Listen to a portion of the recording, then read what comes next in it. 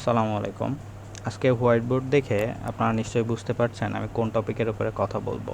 আজকের ভিডিও তাদের জন্য যারা একবার আইএলটিএস পরীক্ষা দিয়েছেন, কাঙ্ক্ষিত স্কোর করতে পারেননি, আবার যারা কোচিং শেষ করেছেন, কবে পরীক্ষা দিবেন ডিসিশন নিতে পারছেন না, অথবা যারা নিজে নিজে প্রিপারেশন নিয়েছেন, আপনি লিসেনিং, রিডিং, রাইটিং, স্পিকিং নিয়ে মোটামুটি খাটাখাটনি করেছেন, সব টপিকগুলো বুঝেন, কিন্তু আপনার পরীক্ষা কখন দিতে হবে আপনি বুঝতে পারছেন না। তাড়াহুড়ো করে যেন সিদ্ধান্ত হয়ে স্কোর খারাপ না হয়ে যায়, সেজন্য আমার আজকের ভিডিও। আপনার কাঙ্ক্ষিত স্কোর জেনারেলি আমাদের থাকে 6.5। পৃথিবীর সকল দেশে আপনি 6.5 হলে অ্যাপ্লিকেশন করতে পারবেন, এবং নো ব্যান্ড লেস দ্যান একটা ব্যাপার থাকে, এনবিএলটি বলি আমরা। এনবিএলটি নো ব্যান্ড লেস দ্যান কত থাকতে হবে? 6.0। যদি 6.0 নো ব্যান্ড লেস দ্যান থাকে তাহলে আপনাকে সব ইউনিভার্সিটিতে অ্যাপ্লিকেশনটা অন্তত আপনি করতে পারবেন। এখন আসেন, লিসেনিংয়ে আপনার স্কোর কত থাকতে হবে? লিসেনিংয়ে আপনার স্কোর থাকতে হবে 7.5 to 8। রেগুলার ক্যামব্রিজ প্র্যাকটিস করতেছেন আপনি, অডিওটা আপনি থামান না, বারবার না শুনে, একবারই শুনে আপনি 7.5 to 8 স্কোর করেন। আপনার প্লেব্যাক স্পিড কত থাকতে হবে?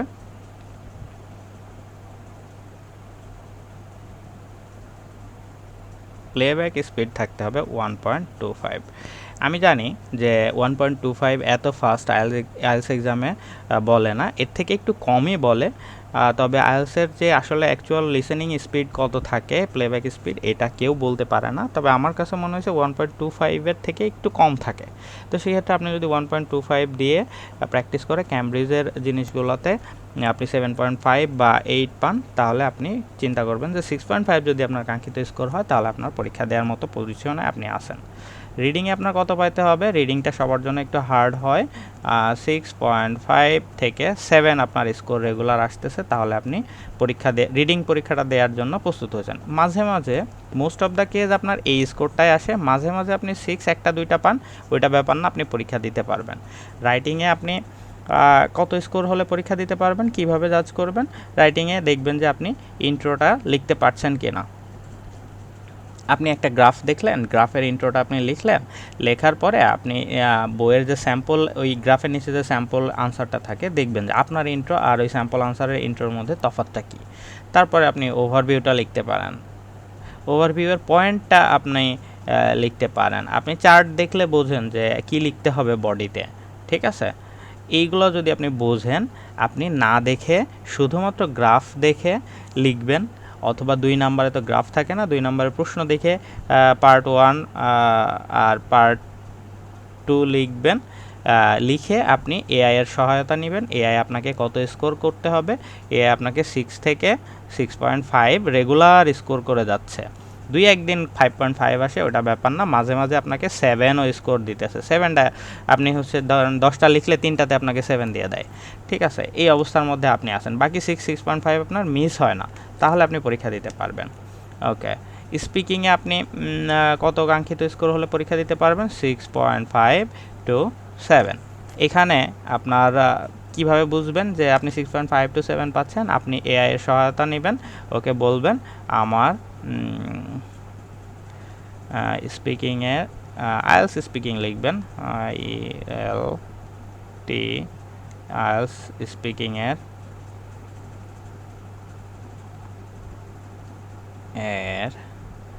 একটা ফুল মক নাও।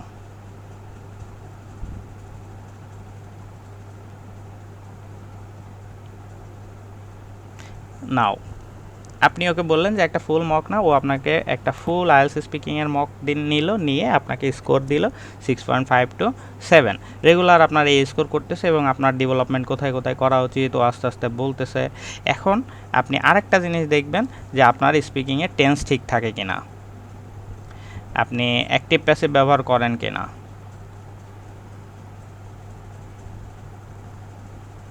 এগুলো যদি আপনি একটু আপনার সচেতন থাকেন এই ব্যাপারগুলোতে। রাইটিংয়ের ক্ষেত্রে আপনার সচেতন থাকতে হবে, টেন্সের এইগুলা কাজে লাগবে, অ্যাক্টিভ প্যাসিভগুলো কাজে লাগবে। আপনার হচ্ছে ডিগ্রি, সেন্টেন্সের ক্ষেত্রে সিম্পল, কমপ্লেক্স, কম্পাউন্ড, এগুলো আপনি ব্যবহার করতে পারেন কি না, এই গ্রামারগুলোর সম্পর্কে আপনার আইডিয়া আছে কি না সেটা একটু দেখতে পারেন। এরপরে আসেন আপনার কাঙ্ক্ষিত স্কোর কত হতে পারে। আমরা লিসেনিংয়ে স্কোর কত দিয়েছিলাম? লিসেনিংয়ে স্কোর দিয়েছিলাম 7.5 to 8। আমি ধরে নিলাম যে আপনার লিসেনিং পরীক্ষা খুব খারাপ হয়েছে, আপনি 7 পাইছেন। আমি রিডিং পরীক্ষা আপনাকে কত দিয়েছি? রিডিং নিয়ে সবার ভয় থাকে, 6.5 to 7 স্কোর আপনি পাচ্ছেন। আপনাকে এখানে ধরেই নিলাম যে আপনি খুব খারাপ করেছেন, 6 পাইছেন। আচ্ছা, নো ব্যান্ড লেস দেন যেহেতু আপনার 6 পাইতে হবে, আপনার এখানে রিডিংয়ে 6 অথবা আপনি 6.5 পাইতে পারেন। 6.5 পাইলে খুব বেটার হবে, হয় আপনার রিডিংয়ে 6.5 পাইতে হবে, না হলে এখানে একটা 5 আপনার অ্যাড করতে হবে। যে কোনো একটা 5 আপনি বাদ দিতে পারবেন, 0.5 আপনি কম পাইলেও চলবে, সমস্যা নাই। রাইটিংয়ে আপনার 6 পাইতেই হবে, 6.0।